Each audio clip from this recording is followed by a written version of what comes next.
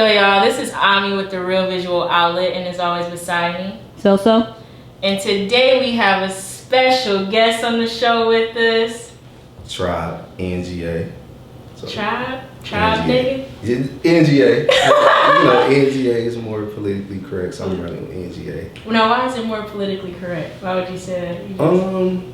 You know what? I actually hadn't put much thought into it, but I think I'm one of those people who's like so diplomatic and understanding that I'm like, okay, ahead of time, let me just get out in front of this or whatever before it become like a thing potentially.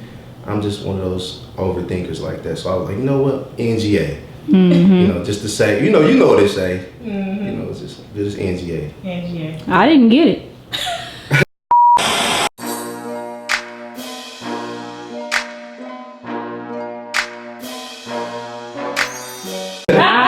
When I first seen the name, what did I say when I first seen the name? I don't know. You always say. But when she said it was Tribe nigga, I'm like, Tribe nigga, that's not what that say. I'm like, yeah. But everybody had a version. Somebody said Tribe. Is it Tribe? Right, yeah. I probably said that. Tribe. Yeah. Tribe NGA. Right. All right. But yeah, I get you. Tell us your social media and where you are from. Okay, social media is the same thing. Tribe NGA. Instagram Tribe_NGA.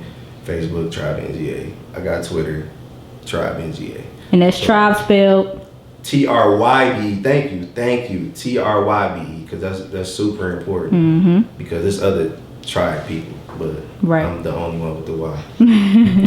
And I'm from Detroit, Michigan. / Redford, Southfield, wherever. I kind of bounced around a lot, but mainly Detroit, Michigan, though. Detroit, Michigan. Okay. So tell us what it was like growing up in Detroit for you. Growing up in Detroit was, I would have to say, unique, because I feel like, and this is a perspective that I don't really hear people talk about much, but I think that Detroit allowed me to be in my own world, where I knew other places existed, of course, but Detroit was its very own thing. And I didn't realize how much of a culture we really had until I went somewhere else. And I was like, damn, this is not Detroit. So I would say that Detroit was unique because, for one, in my entire lifetime, it's been the blackest city in the country. So you surrounded, I would tell people, like, my teachers was black, police officers was black. Everywhere you lived was black, and I didn't know that was so unique until I went somewhere else, and it was like, damn, it's a lot more of a melting pot where I'm from. So yeah, Detroit was really unique. It was really unique for you. Okay, so tell us how you got off into music. I think that having a family of people who always played music around me when I was small. I kind of picked up on that. I think like how a lot of other people do, you in the car with your mom or your pops or whatever, or auntie, they playing their favorite songs, and you just pick up on that. So that's what got me into wanting to do music. I always loved it because of the influences around me, but what made me want to do it is because I seen them do it, and I tried to do it. I'm like, you know what? I probably could do this. So I started to put my own originality to it after me mimicking so many people for so long. Absolutely. So how long have you been doing it? I don't remember when I wasn't doing it. Like, that's how long I really. It's who I am. So if you know me, you know that music is a part. Music is my thing, or whatever. Whether it was ever gonna be me doing it professionally or whatever, I was gonna do it regardless. So it's a part of who I am. Okay. So you recently dropped a single, ROTJ. ROTJ. Okay, so ROTJ it stands for Rhythm of the Jug. So you like that? What is it? Acronyms. Acronyms, yeah. Yeah, I like acronyms because it let me fit larger things into smaller spaces.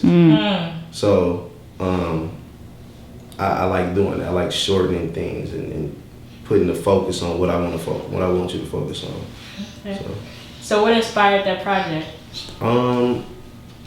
You know what? Because it's a single. Right, it's a single or Yeah. whatever. What inspired the song or whatever? You know, the beat first. That's how I always start.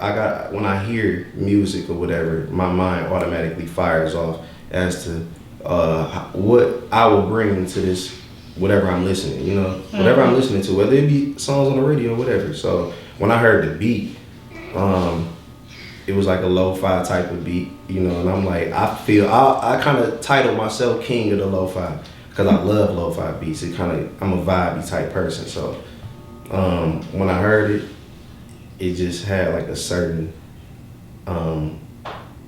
classical sound to it or whatever, and I was like, you know what, I'm gonna talk about real life things over this type of music. The beat or whatever, you know, it had like that, like a real jazzy sort of calm sort of disposition came to me or whatever. So I knew that I wanted to capture a certain feeling. So really, the rhythm is what inspired me. You know, the rhythm, even the rhythm of the streets. I'm one of those type of people who feel things are vibratory in nature. So when I felt that, the rhythm that it gave me, you know, it wanted to talk about the street from a certain perspective, and that's why I went that way. Can you recall like the first song you made? The first song I ever, like, the first song I ever did in the studio, or like the first song I ever made ever? I guess the first song that you was like, this is me, you know, you legit taking Oh, off okay, this yeah, rap yeah. This is stuff. Tribe This Nigga. is Tribe. Oh, okay, yeah. You know, NGA. this is Oh. recent. Right, okay, yeah. Tribe NGA. So recently, actually, I did the song Blue Virgo, and that was the first time that I was like, okay, this Tribe. Because I had another sort of title that I went by before, which was like a childhood name, which was Wine OG, you know what I'm saying? So a lot of people that would know me would be like, oh, that's Wine OG, but Tribe was an evolved version of the same entity, of course, but it was just an evolved sort of mind state. And I'm in a totally different space, and I'm more of a person who's a little more universal than I was before. So tell us about Tribe. You know, why Tribe in front of the NGA? okay, so it's kind of okay. I'm gonna have to say nigga. You know what I'm saying? I'm gonna have to say nigga for a second, just for the. You always do. Just you know, I try not to go there. Try not to go time. there or whatever, you know. But the nigga got to come out. So so I'm a tribe type of nigga though. You know what I'm saying? Like my family, I travel with people, and okay, so I came up in a big family. This is a good way to explain it. I came up in a big family. It was almost like a tribe of people. It was easily at my grandma's house. It could have been like 20 people, you know, at any given time or whatever. You know, when people move in, you know, move out, they fall on hard time, they come back. So it was that type of environment where all your cousins would be over there, like y'all sleep on pallets, you know, cartoons, everybody right there watching Dragon Ball Z, you know, the whole thing or whatever, the whole stereotypical big mama house type thing, you know, is the experience I had. It was like a tribe for real. So I'm kind of, You a family man? yeah, I'm kind of a family man, and I'm conditioned to be around lots of people at one time. When people I trust though, not just anybody, but like, you know, the people I will say is my tribe. So as I got older, like I said, I believe things are about vibe. So, you know, the vibe is my tribe. When I vibe with somebody and we on the same frequency, I tend to feel like, you know, this is my type of person, you know, so I'm a tribe type of nigga, you know what I'm saying? Absolutely. That's just what it is. Well, mess with it. So, as an artist, what ways do you think, you know, you set yourself apart from others? The wisdom, right? So the wisdom is what I feel like separate my music from my contemporaries, right? I write from a space of emotion, you know, and the way that I feel about things in general, right? And I think that in a time where especially male artists don't like to be vulnerable, I would like to say. They don't like vulnerability, which is weird to me because that's how we live our everyday lives. You know, I think people don't want to put that out there on Front Street because those are the things that really open you up to a different type of critique that I don't think nobody really wants for real because they already so hard on their damn self. So they don't want to open up from there, you know. So Yeah, you're pretty boisterous, you know. You use platforms such as Facebook to, yeah, you know, engage with people Yeah, and get yeah. their opinion on certain things. I know. yeah, You a know, debater. You like to debate. The great yeah. Oh man, that was your homework. You know, so, and you also are on a platform, Dirty Nubians, you Mhm. know, podcast. Yeah, word, Shout out word. to them. So You know, Ray, Di, Bye. Unique 313. You know, you sometimes. You know, Me sometimes, you know, myself, I'm individuals, you know. Yeah. But yeah, you know, back to that, you use those platforms to definitely use your knowledge and your voice and things of that Yeah. nature. And I think you definitely are creating an impact just by the knowledge that you possess, you know. So Appreciate it. kudos Appreciate to you for sure.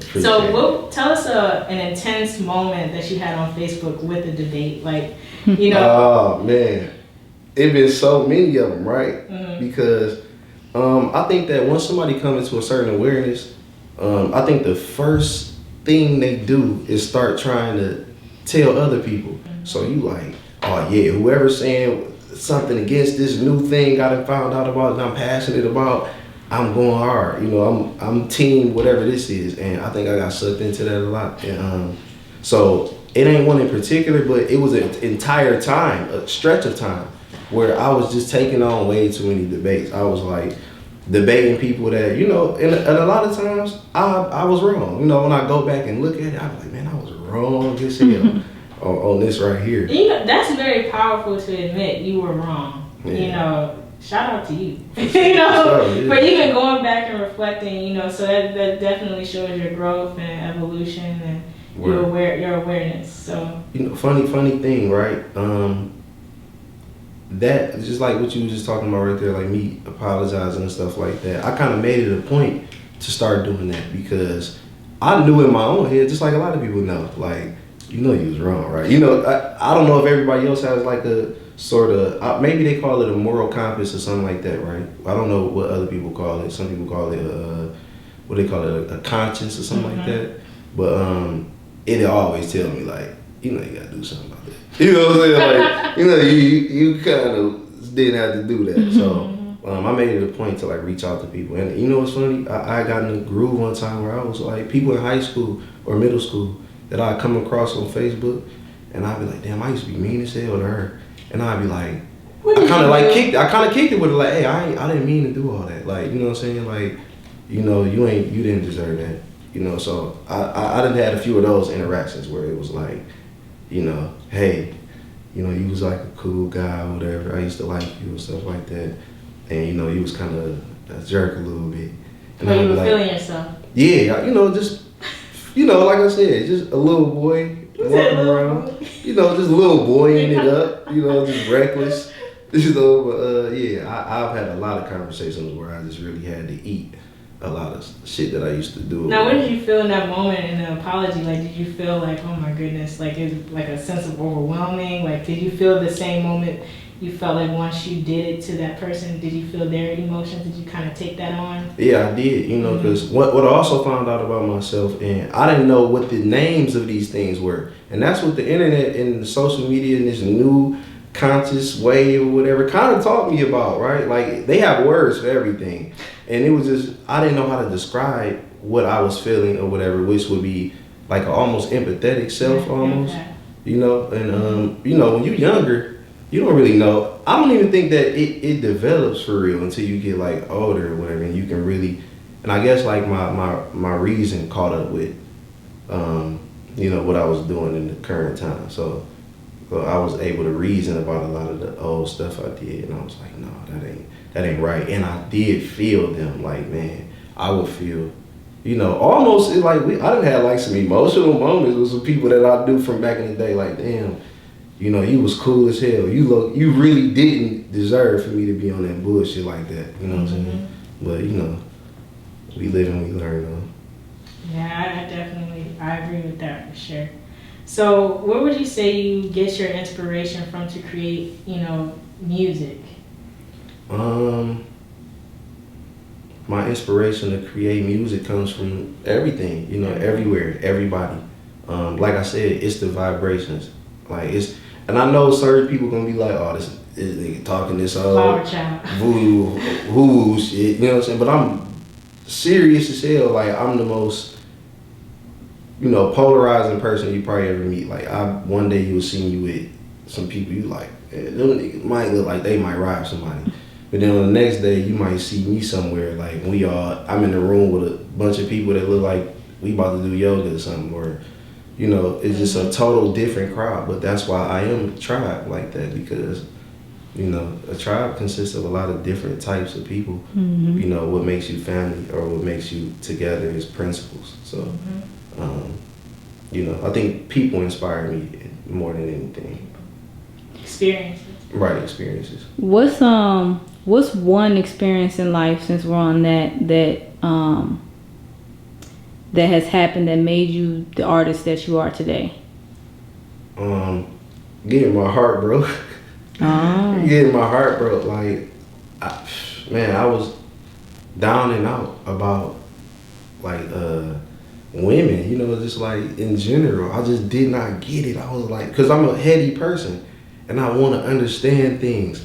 And I'm like, you having trouble with the I was having, at the time, I was having trouble. At the time. Clarify. At the time, right. I was having, I guess you never done with the back and forth or whatever. It's a lifetime thing, I already know, but I've learned to embrace it for real more than anything. Our differences are what make us complementary as, so, that's people in general, so whoever it is that you was locked in with at the time, it's always worse in the moment than it is with time and stuff like that. So in those moments, feeling those things and allowing myself to feel it is what made me the artist I am. Okay. So do you, what's something that you want your supporters to gain from your music? I think I want people to want, I'll say it like this. I want people to be able to open up and keep it all the way funky with everybody for real. Just, I swear to God, like, it seems like counterintuitive almost, especially in a time where, like, everything real gimmicky and people just doing wild shit. I guess they call it clout chasing now or whatever. But, you don't gotta do that. You can actually be you.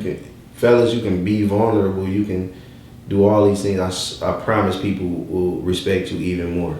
So I think that me taking the walk that I am, and I'm showing how you can, I can be cool with these people, and still remain me and be me. And people like me for me. It ain't even about nothing else. They just like my spirit, So I think that's what I want to do. That's a good answer. Yeah, I want people to know that. I know. So tell us about your musical influences. You've been doing it a while. Who's someone who's been a big impact in your artistic journey? I think it goes in cycles for real. I learned a lot of the technical side of writing rhymes and stuff like that. I learned them from, like, the technicians. So you would think of, like, the Eminems, the even the Nas's or the Biggies.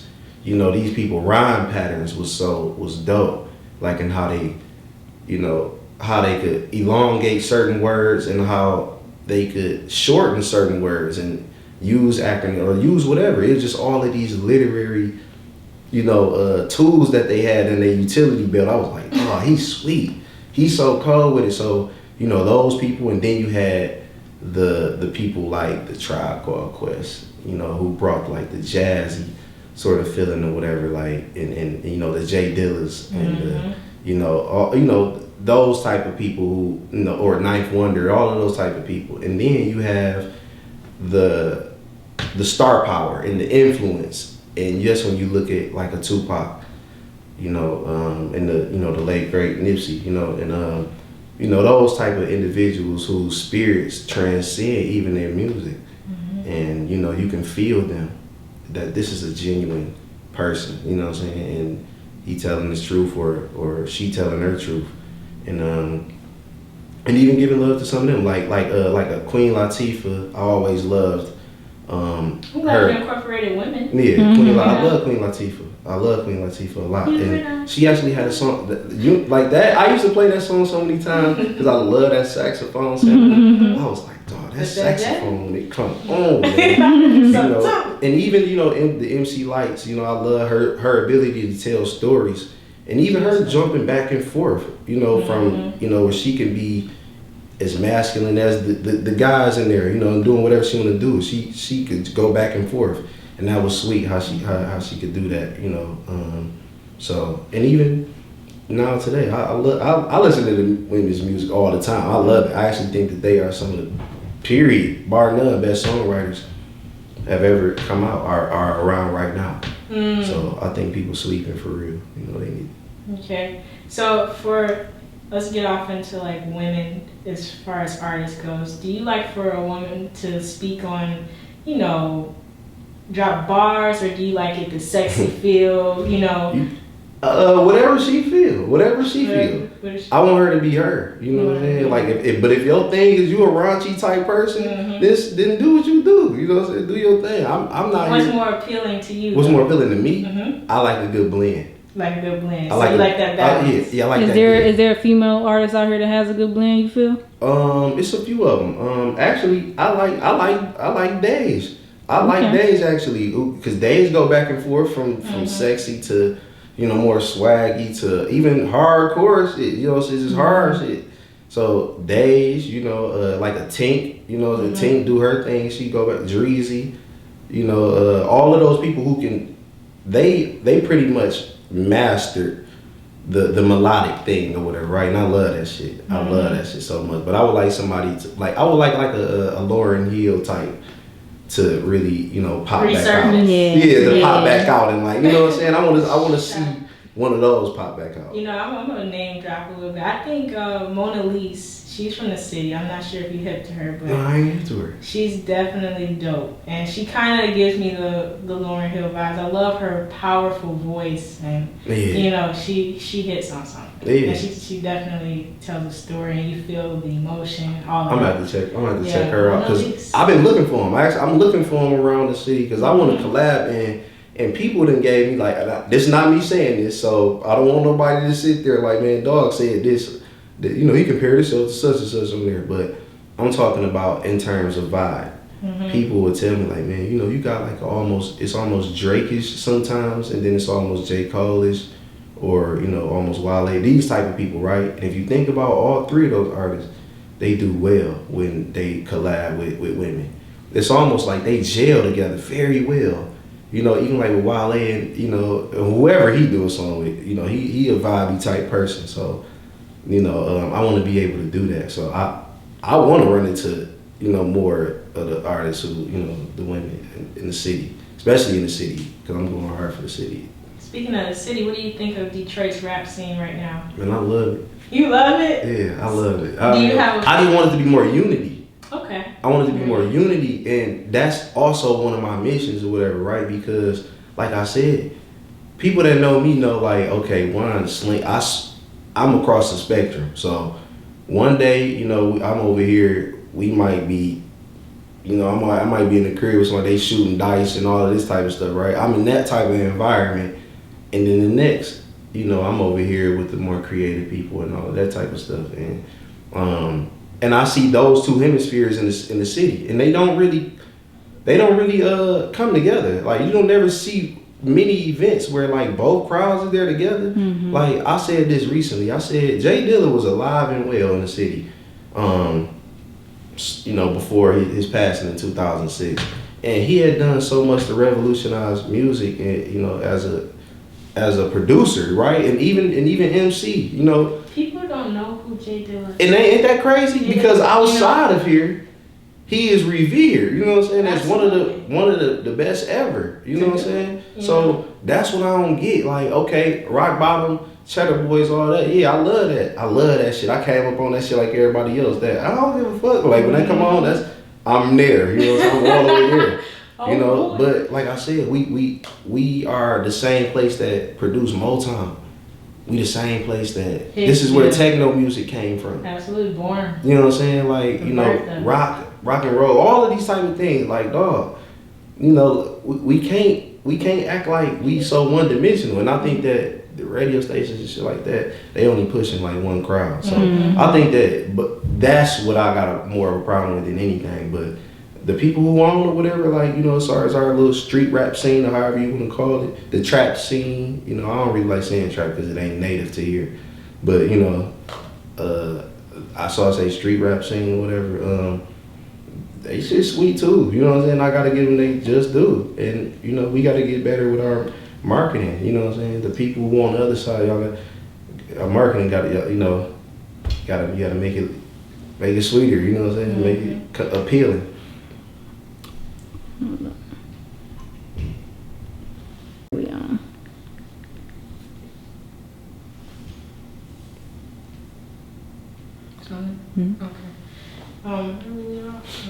Detroit rap scene. Yeah.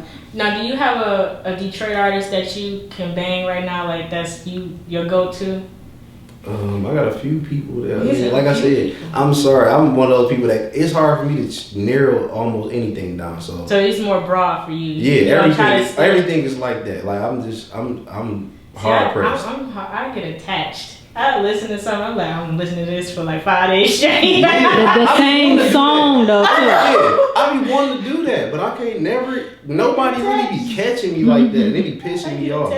I want to feel that chill. I like feeling chills. I want shit to give me the chills. You want it to give you know what I'm saying? Yeah. Okay. So, let me see. Now, do you want to actually have any collaborations? Do you have like a dream collaboration that you... I mean, where are we talking about, here or just anywhere? Anybody. Man, it's like that's a long ass list. But one of my dream collaborations that I always wanted to do is it's gonna be between two people right now. It's gonna be between Cole and Kendrick. I'm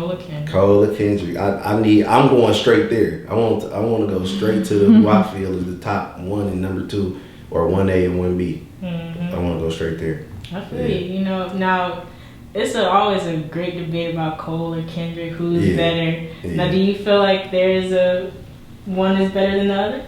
You know what, man? Me and my people always go back and forth about this, like, you know, and this is gonna be one of those things where like whoever got something out the most recent, that's who's gonna be in the front, like you know. So because right now Cole done went so crazy with shit with the albums and the features and all of that. Kendrick ain't really been out here for real. He done popped in and out, but you know Kendrick be going back to a regular person. You know what I'm saying? So he'd get out the spotlight and go back to a regular person. Then J. Cole will do that. So they like interchange, like, yeah, bro, you gonna be out there in the public, and then I come back. You know what I'm saying? So you don't ever see them out there at the same time. You know what I'm saying? You never really see that. So they the same person. Yeah, exactly. Right. Them niggas might be the same person, bro. Like, you know, so that's what it is. Whoever just put something out lately, that's gonna be who it is. Okay, tell us what's upcoming for you. So what I'm doing right now, like I said, is just, you know, me getting into the field of, you know, doing the performances and, you know, all of that type of stuff. I still gotta see how this transitions into, you know, what show atmosphere and all of that type of stuff. So I really gotta still find my voice. So what you can expect from me is a lot of different sounds. Like right now, people probably think that I sound like something right now, but I'm one of those people with a deep reservoir for real. So the next song might go completely that way. You know, so like I say, just expect for, you know, me to be dropping music for you always to be like, I don't know what he's gonna come with next. He may have a new theme, he may have a new flow, a new whatever. So are you working on a project specifically, or singles that you just expected to drop out? I'm not working on a project right now, whatever. I'm just working on just music and getting the people familiar with who I am, you know. Because I think by the time I do a project, I'm real particular about my beats and stuff like that, right? So I would like to find a producer who is, you know, somebody that I could grow and go to that next tier as an artist with. And I think that you don't really get to do that till you lock in with somebody and that y'all can almost create a certain sound or whatever. So until I find that person, or I got enough clout by that time for that person to come find me, right now I'm just be keeping releasing music and stuff like that, and just trying different stuff and seeing what happens. Okay. So are you planning on dropping any visuals for RLTJ? I do. So, you know, RLTJ gonna be interesting. That's all I'm gonna tell people. Like, you know, this will be my first video ever. You get a lot of good feedback. I've seen that on Instagram. You know, a lot of people fucking with it. You know, so. You know, people tell me in private more than they post. I gotta tell people like, hey, can you put that on there? You know, because people probably think that nobody listen to it. You know, so they like, oh yeah, you know, so they'll DM me or they'll text me or whatever. It's more personal. We were just talking about that, you know, with our previous interview, and they were saying that people, they don't want to come up to you and tell you, you know, how they truly feel. You know, why is that? You know, so why are people so shocked? You know, you know what it is? Because everybody be throwing people under the bus so much, man. Like, you can't write on nobody's wall, or you can't. Why you comment on their pictures? You thirsty, or you doing too much? So people just scared of each other for real. Like, everybody out here, like, you know, you got to jump in with the double dutch thing. Everybody like, oh, I want to comment, but what would it look like? You know what I'm saying? So they overthinking something as simple as saying, hey, I like this. Right. True. Yeah. So, do you have any shout outs that you would like to give? Shout out to y'all first and foremost, or whatever, for allowing me to be here in y'all space. That was dope. And I can't thank y'all enough for you know, giving me this look. I want to shout out, you know, my family, of course. They know who they are. I don't really got to name everybody my name. And shout out my city, shout out my manager, Dot, and shout out, you know, 30 Nubians, Urban Nubians. Listen to that podcast. And you know, if I forgot you, please don't, you know, charge it to my mind and not my heart, please. All right, we want to thank you for coming out to the Real Visual Outlet. Thank you. And keep doing what you're doing. We wish you much success. Thank you. Yeah. Look. Speaking of conquest, I'm deep in your conscience. You recently digress, but secretly digest about anything I bless, anything I stress. Ooh, that, tell them who be feeding your mind best. Speaking our mind can only lead up to bomb sex. Between the lines is where we meet in the context. Been in my eyes before we needed a prime dress. Thinking with time it get depleted, but I guess heart of man was never bound by the space and time. So while you playing, this might be round to the day we die. Running me down slow, now suddenly I don't know where I wanna be in a world with you beside.